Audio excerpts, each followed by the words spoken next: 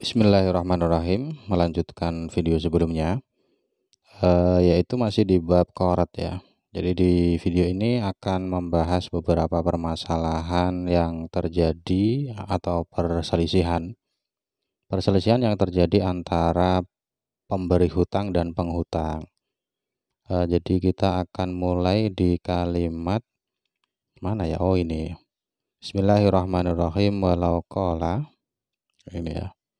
Ini ada penafsilan itu perincian hukum.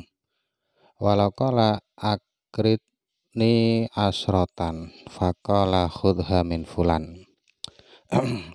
Ini masih ada hubungannya dengan sigot ijab qabul ya. Jadi misalkan ada A dan B, A berkata kepada B, akritni asrotan, hutangi aku 10. Lalu B menjawab, khudha min fulan, ambil 10 itu dari seseorang. Nah ini hukumnya bagaimana? Apakah ijab qabul yang seperti ini sudah bisa dijadikan ijab qabul qorat atau tidak? Jadi ini nanti tergantung fulan ini statusnya apa. Antara fulan dengan B ini statusnya apa. Jadi ini contohnya 3 orang ya. A, B, C. A, B, C. A bilang kepada B, saya ulangi ini ya, A bilang kepada C, aku hutangi 10. Kemudian B berkata, ambil dari C ya, ambil dari C. Lalu B mengambil dari C. Lah itu status uangnya apa? Nah, itu dirinci, tergantung 10 yang dibawa C. 10 yang dibawa C itu statusnya apa? Fa'in kana lahu tahta yadihi jaza. Kalau status 10 ini adalah titipan ya, tahta yadihi ini artinya hanya sebatas menjaga, maka itu boleh dalam arti sigot ini cukup untuk ijab qabul qorat. Sigot ini cukup untuk ijab qabul qorat. Wa illa fahuwa wakilun fi qabdiha. Kalau barang yang dibawa C itu bukanlah titipan, maka status A hanyalah mewakili mengambilnya. Jadi kalau memang C dan B ini adalah hutang, ya ini perlu imajinasi ya. A, B, C ini perlu imajinasi. Kalau memang 10 yang dibawa C ini adalah hutang, jadi kasusnya C hutang kepada B. Kemudian A bilang ke B, aku hutangi 10, lalu B mengatakan ambil dari C. Lalu 10 itu diambil, A mengambil 10 dari C. Kalau seperti itu, maka status A adalah wakil menagih hutang dari B. Jadi kasusnya kan C punya hutang ke B. A mengambil hutang itu. Jadi statusnya wakil. Kalau statusnya wakil berarti kalimat ini, kalimat akritni asrotan yang dijawab dengan khudha min fulan ini tidak bisa menjadi qorat. Tidak bisa menjadi qorat karena tadi status A hanyalah mewakili B menagih atau mengambil hutang dari C.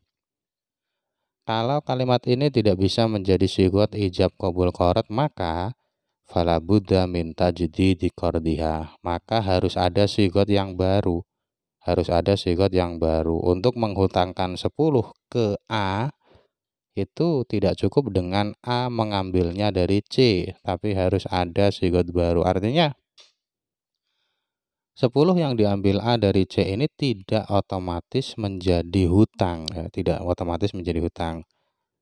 Jadi intinya adalah apakah sigot akridni asrotan yang dijawab dengan khudha min fulan ini termasuk ijab qabul untuk qorat. Itu rinciannya tadi. Kalau memang C ini sebagai orang yang dititipi, maka sigot ini bisa menjadi ijab qabul. Tapi kalau C ini statusnya penghutang, maka tidak bisa menjadi sigot ijab qabul, sehingga harus ada sigot ijab qabul qard yang baru. Kemudian setelah itu ada pembahasan lain, yaitu seorang wali yang menghutangkan harta dari anak atau orang yang diwaliinya. Wayamtani'u, ya di sini ya.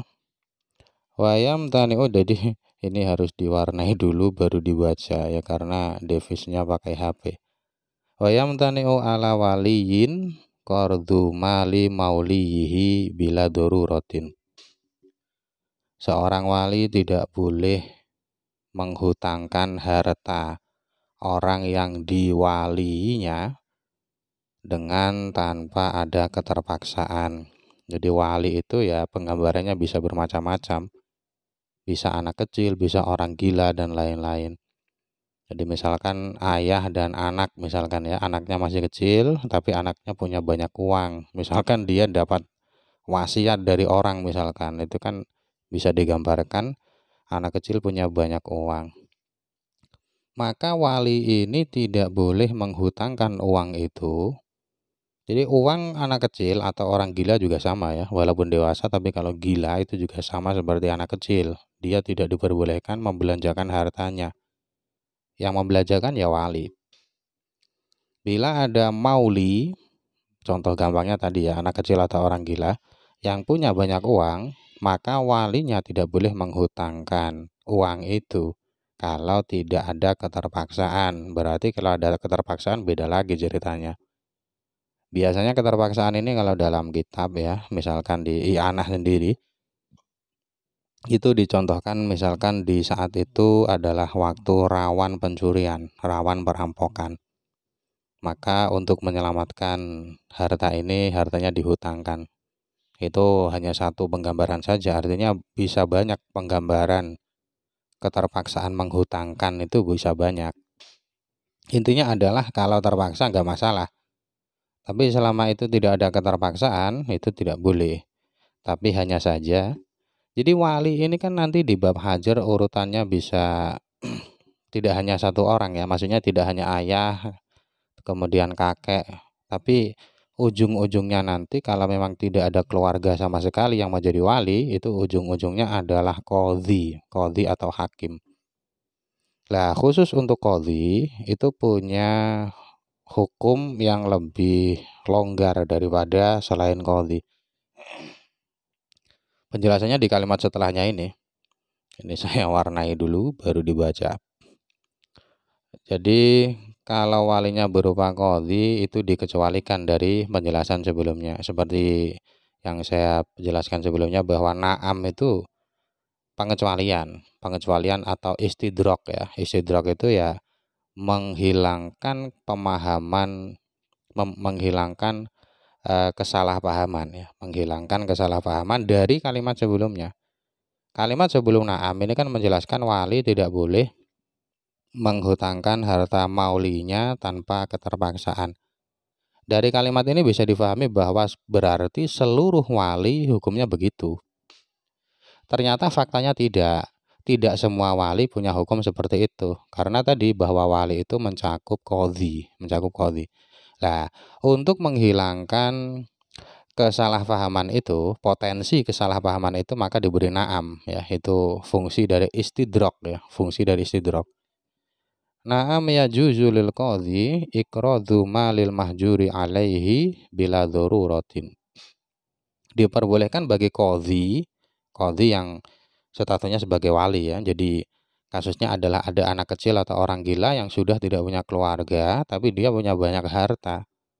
Harta bisa berupa warisan atau wasiat atau yang lain. Maka nanti yang menjadi wali untuk dirinya adalah qadhi.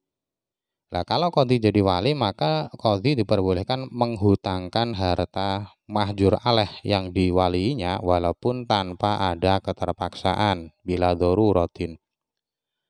Di sini diberi alasan mengapa hukumnya demikian, likasroti asgholihi.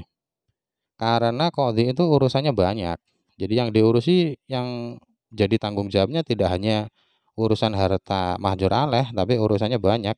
Jadi kalau dipaksakan seperti hukum sebelumnya, maka nanti ya repot juga, tidak malah urusan-urusan yang lain malah tidak bisa dilaksanakan dengan baik kalau hanya fokus mengurus harta mahjur alaih. Sehingga karena dia punya banyak tugas, maka boleh menghutangkan harta mahjur alaih. Tapi hal ini tidak secara umum ya, dalam arti ada aturannya. Ada catatannya, ada syaratnya. Syaratnya adalah in kanal muqtaridu aminan musiron. Syaratnya dua di sini. Syaratnya ini adalah untuk orang yang menerima hutang atau yang penghutang ya. Muqtarid ini penghutang. Penghutangnya harus amanah, harus terpercaya, dan juga musir. Musir itu kaya. Kaya dalam arti bukan saldo di ATM-nya beberapa triliun, bukan gitu. Kaya itu artinya ya ada potensi besar dia melunasi hutangnya di waktu jatuh tempo, di waktu pembayaran.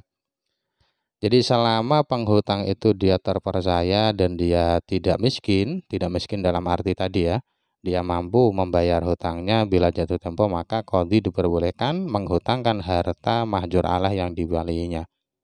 Itu dulu, semoga bermanfaat. Wallahu a'lam bishawab.